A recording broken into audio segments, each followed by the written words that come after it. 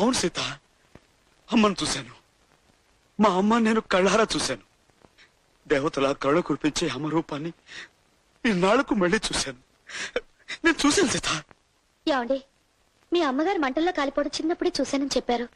ఇప్పుడు మీరు ఎవరినో చూసి... కాదు సీత, ఆవిడ మా అమ్మే. మా అమ్మ బతికే ఉంది. ఈ మహానగరంలో ఎక్కడో ఉంది. అనుకున్నట్టుగానే నేను ఇచ్చిన ఫోన్ నెంబర్ అమ్మ చేతికి అందితే అమ్మ ఖచ్చితంగా ఫోన్ చేస్తుంది. ఆ నమ్మకం నాకు ఉంది. సీత, అది అమ్మ ఫోనే. మా అమ్మ నాకు ఫోన్ చేసింది.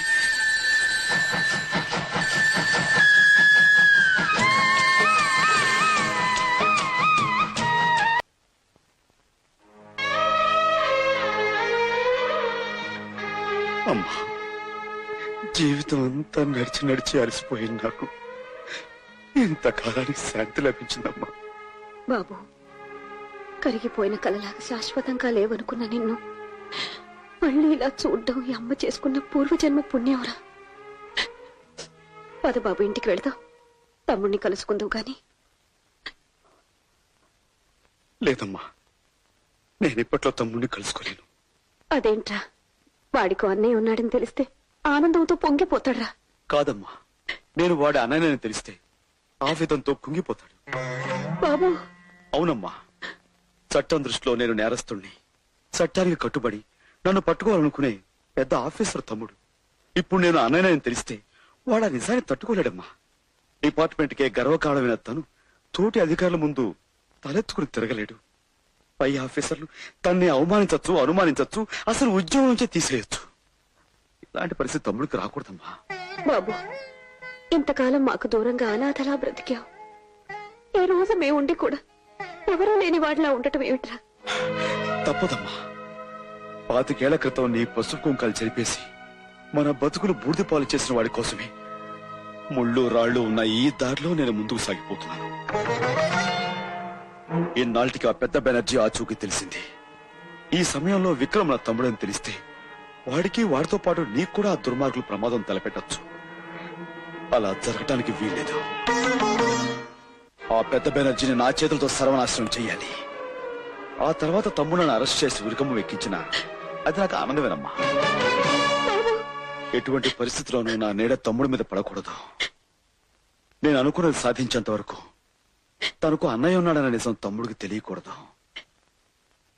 అలాగని నాకు మాటియమ్మా.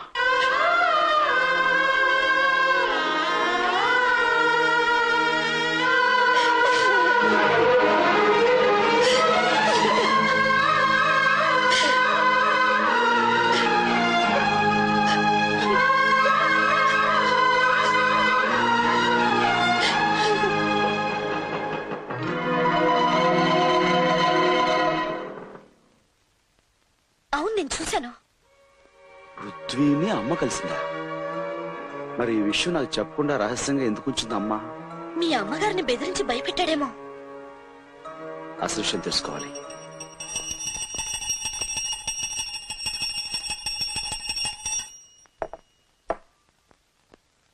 అమ్మా, రాణి చాలా ముఖ్యమైన ఇన్ఫర్మేషన్ పట్టుకొచ్చిందమ్మా. అదేగా నిజమైతే ఈ రోజు నా లైఫ్ లోనే ఒక గొప్ప రోజు అవుతుంది. చెబుతానమ్మా, ముందు నీ చేతో ఆ పిస్టల్ ఇవ్వు. మేము ఎంతో కాలంగా ఎదురు చూస్తున్న ఓ పెద్ద క్రిమినల్ ఎక్కడున్నాడో తెలిసిపోయిందమ్మా. అతని మీద షూటెడ్ సైట్ ఆర్డర్స్ ఉన్నాయి. ఇక నా చేతిలోంచి తప్పించుకోలేడమ్మా ఆ పృథ్వీ.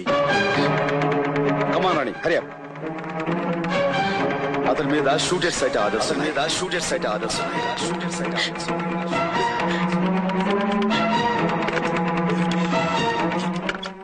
హలో బాబు, నేనురా. విక్రమ్ నీకోసం బయలుదేరాడు. నువ్వు కనపడితే కాల్ చేయమని ఆర్డర్స్ ఉన్నాయట. నువ్వు ఎలాగైనా అక్కడి నుంచి...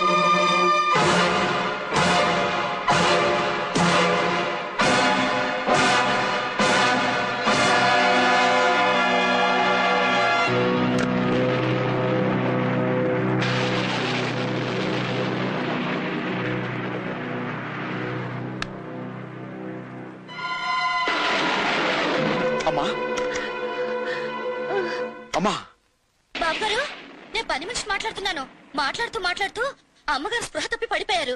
మీరు ఇక్కడికి వెంటనే రండి. అలాగే, నువ్వు వెంటనే బయలుదేరు.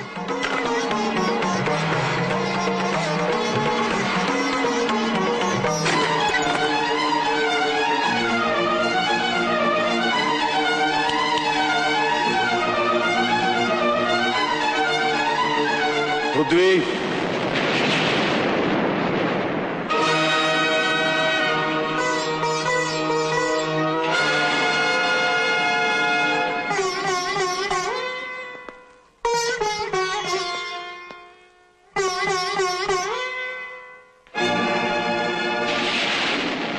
Don't play any more tricks Prithvi. Police tricks తో నన్ను పట్టుకోవాలని పథకం వేశావా పోలీసు బ్రదర్? బ్రదర్ ఏమిటి? నేను బాధ్యత గల పోలీస్ ఆఫీసర్ని, నువ్వు ఒక బజారు గుండావి. మనమే అన్నతమ్ములం కాదు. రౌడీలు పోలీసులు చేతులు కలిపే ఈ రోజుల్లో ఒక రకంగా మనం అన్నతమ్ములవి. అంటే నువ్వు రౌడీవి గుండావి అని ఒప్పుకుంటున్నావు? ఒప్పుకునే ముందు ఒక్క విషయం చెప్తాను. కళ్ల ముందు జరిగే అన్యాయాన్ని చూసి కూడా కాకి యూనిఫామ్ కళ్ళు మూసుకున్నప్పుడు ప్రతి పౌరుడు ఒక రౌడీ అవుతాడు. సొమ్ము కమ్ముడు పోయిన రాజకీయం చేతులు కట్టుకుని కూర్చున్నప్పుడు గుణవంతుడు కూడా గూండా అవుతాడు అని సమర్థించుకుంటున్నావా? కాదు, చిన్నవాడు గనక ఈ సమాజాన్ని అర్థం చేసుకోమని చెబుతున్నాను.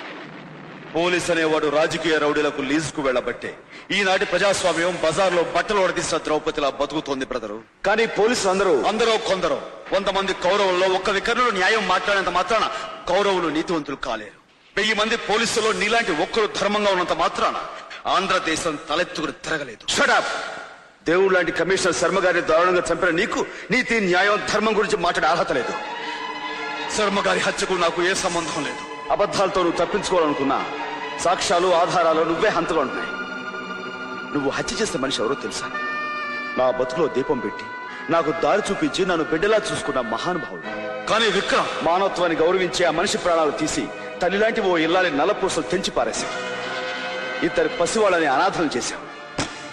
అమ్మ రొమ్ముపాలు తాగి నాన్న గుండెల మీద ఆడుకుని ఉంటే అనుబంధం అనురాగం అంటే ఏమిటో తెలుసుండే. గాలికి ధూళికి పెరిగి రాయలాగా రాక్షసులా మారిన నీకే తెలుసు బంధం అంటే. తల్లి ఎవరో తండ్రి ఎవరో తెలియక ఏ తప్పుడు పుట్టుకోపుట్ట బజారు మనిషివి. నీకంటే ముందు ఆ పిలిచే హక్కున్న మనిషిరా వాడు. వీడే లేకపోయింటే ఈ రోజు ఈ అమ్మ నువ్వు కూడా ఉండేవాళ్ళం కాదురా. 10 ఏళ్ల వయసులో వీడు నెలలు నిండిన నీ తల్లిని నిర్దాక్షిణ్యంగా ఆ నీచుడు కాలుతో తొక్కిస్తుంటే ప్రాణాలకు తెగించి అడ్డపడ్డాడ్రా. వీడికంటే ప్రేమ గురించి ఈ లోకంలో ఎవరికి ఎక్కువ తెలుసురా? కన్న తండ్రిని కళ్ల ముందే చంపితే ఆ దుర్మార్గుల మీద ఆవేశంతో తిరగపడిన వీడికంటే అనుబంధం గురించి ఎవరికి ఎక్కువ తెలుసురా? కడుపులో ఉన్న నిన్ను, రూపం తెలియని నిన్ను ఆనాడు వీడు కాపాడకపోతే పేగు తుంచుకుని నువ్వు పుట్టేవాడివే కాదురా. అలాంటి వీడికన్నా మమతంటే ఎవరికి ఎక్కువ తెలుసురా? తెలుసు. ఇన్నేళ్లు అందరినీ పోగొట్టుకుని అమ్మ ప్రేమకు నోచుకోక అనాథలా బ్రతికాడ్రా. నన్ను కలిసి నిజం తెలిసాక కూడా తమ్ముడు నా కారణంగా చిక్కుల్లో పడకూడదు కనుక నా గురించి తెలియనీయకని మాట తీసుకున్నాడ్రా. ఇంకా వాడు హంతకుడని నువ్వు అనుకుంటే పెళ్ళా చేతులకి సంకలేసుకో బాబు. లేదా అన్నయ్య అని అనుబంధం ఉంటే వెళ్ళి వాడు కాళ్ళు పట్టుకోరా.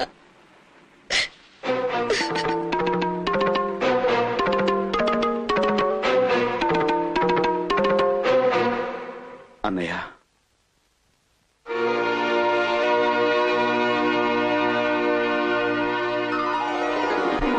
క్షమించన్నయ్య.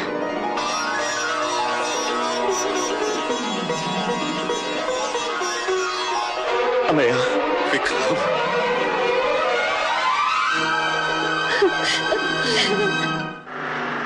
సర్వమంగళం. నాన్నగారు వస్తారంటావా? నేను ఇచ్చిన టెలిగ్రామ్ కి వచ్చే బస్సులో ఖచ్చితంగా వచ్చి తిడతాడు. ఏమిటేమిటి ఆయన రాగానే అమ్మాయి నాగమణి చూపించి వివాహానికి కావాల్సిన ఏర్పాట్లన్నీ చేయించామంటే మనం హాయిగా ఈ ఊరు పెట్టి వెళ్ళిపోవచ్చు. దాంతో మనకి హత్య బాధ ఉండదు, ఈ గూండాల గొడవ ఉండదు. దత్తాత్రేయ, వాడిని చూడు. వాడు మన చేతిలో తెచ్చిన గుండుగాడు కదూ. అంటే వీడు చనిపోలేదా? పారిపోతున్నాడు. అమ్మో అమ్మో, ఎంత మోసం, ఎంత దగా. అంటే ఆ గుండాలు వీడు మన చేతిలో తెచ్చినట్టుగా నాటకం ఆడించి మనతో చేరాలని నిక్కుష్టప్పులు చేయిస్తాడనమాట. ఈ విషయం అంటే పోలీసులు చెప్పేస్తారు. సుమి, గురుజీ, మన వీధిలో పెద్ద పోలీస్ ఆఫీసర్ ఉన్నాడట. ఆయనతో విషయాలన్నీ చెబితే మన ప్రాబ్లమ్స్ అన్ని తీరిపోతాయి. అలాగే అలాగే. సర్వమంగళం, నేను ఆ పోలీస్ ఆఫీసర్ ఇంటికి వెళ్తాను. మీరు దగ్గర నాన్నగారిని తీసుకురండి. అలాగే. చాలు. కన్నబిడ్డలిద్దరికి నా చేతులతో కడుపారి తినిపించే అదృష్టం ఉంటుందని కలలో కూడా అనుకోలేదు. నిజంగా ఈ రోజు పండగ రోజే. సీత, వెళ్ళా పచ్చళ్ళు తీసుకురామ్మా. విక్రమ్, నువ్వు తింటూ ఉండు, నేను చేతులు అడుక్కొస్తాను. నువ్వేమీ అనుకోపోతే ఈలోగా నేను లాగిస్తుంటాను.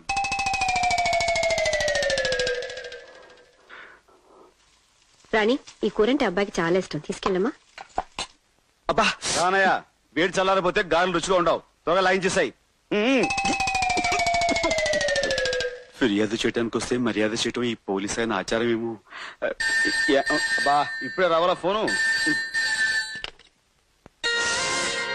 అక్కడివి దొరికావు బాసు.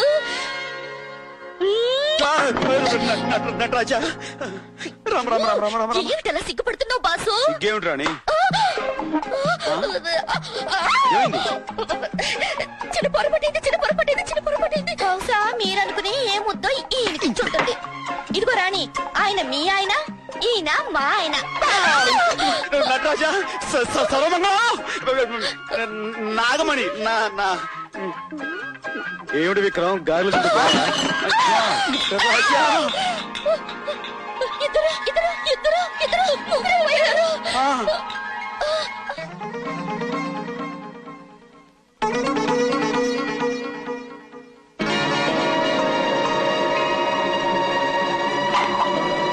రానాగమణి, ఇదేగా ఇల్లు. Oh my God, what is this? 1:3. గురువా గురువా గురువా, చెప్పు గురువా, నువ్వేనా గురువా? అయ్యి బాబు, ఒక్కడమే వచ్చి ముగ్గురు అయిపోయావంటి గురువా. ఉండు, నేను చెప్తాను. చెప్పేది స్వామి రారా, స్వామి రారా, స్వామి నాగమణి. బాబు, నా బిడ్డల పోలికతో ఉన్నావు. ఎవరు నువ్వు? ఆ విషయం నన్నడగండి. నేను పెంచుకున్న ఈ దత్తాత్రేయుడెవరో నేను చెప్తానమ్మా.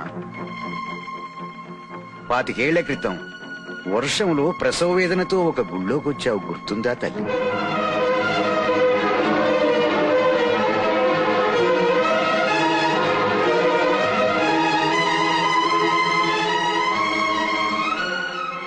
ఆనాటి కవులలో ఒకడే ఈ దత్తాత్రేయ.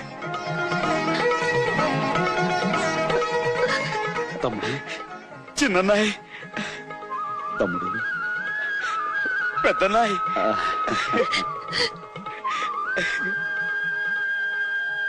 బ్రహ్మ, విష్ణు, మహేశ్వర్ లాంటి ముగ్గురు మొనగాళ్ళని కన్న నీ జన్మ ధన్యం తల్లి. ఈనాటికిలా నీ బిడ్డల్ని కలవటం భగవత్ సంకల్పం. అమ్మా అమ్మా,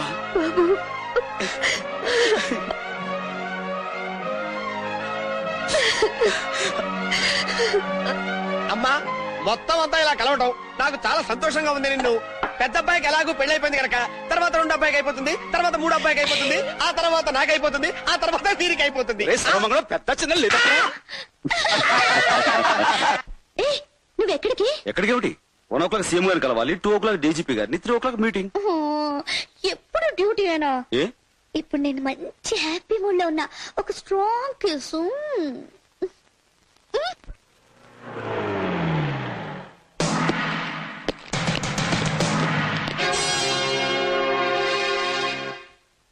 చూసావా సీఎం, నీ కుర్చీ ఎలా కదిలిపోయిందో? నిన్న రాత్రే టెర్రరిస్టులు నిన్ను కిడ్నాప్ చేశారని రాష్ట్రం అంతా నమ్మేస్తుంది. నువ్వున్న ఈ చోటు 3వ కంటోడు కూడా తెలియదు. నువ్వు లేకపోవడంతో అసెంబ్లీలో మెజార్టీ ఉన్న నేను టెంపరరీ సీఎం అయి కూర్చుంటాను. నీ కోసం తెగ దుఃఖించేస్తూ నిన్ను రక్షించడానికి ప్రయత్నం చేస్తున్నట్టుగా నాటకాలు ఆడేస్తాను. 4 రోజులాగి ఇదిగో మా వాళ్ళ చేత నేను చంపించేయించి అసెంబ్లీ ముందు పారేయిస్తాను. కాసేపంతా గొల్లు అంటాం. ఆ తర్వాత నేను పర్మనెంట్ సీఎం అయిపోతాను. ఎలా ఉంది నా ఎత్తు? మేనేజర్ బాబు, నన్ను హీరోగా పెట్టి ఇంత పొడుగు సినిమా ఎప్పుడు తీశారు బాబు? నా తప్పు క్షమించండి, నన్ను మన్నించారు బాబు, నన్ను కాపాడండి బాబు. బాబు, నీ ఎత్తుకి మా పై ఎత్తు ఎలా ఉంది పెంటయ్య? తమ్ముడు, ఈ క్షణాన్నే వేణి మనం తొందరపడితే సీఎం ఎక్కడ దాచారో మనకు ఆచూకీ తెలియకుండా పోతుంది. ఇప్పుడు ఆయన కాపాడుకోవడం మన బాధ్యత.